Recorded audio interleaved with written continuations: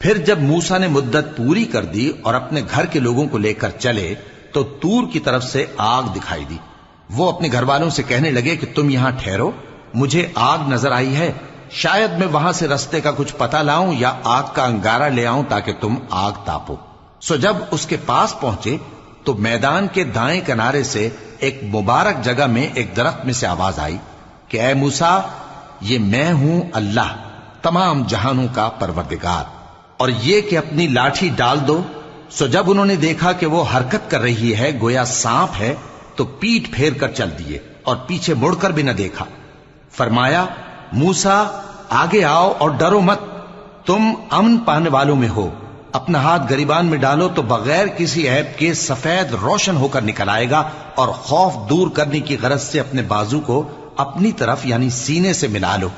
ये दो दलीलें तुम्हारे परवरदिगार की तरफ से हैं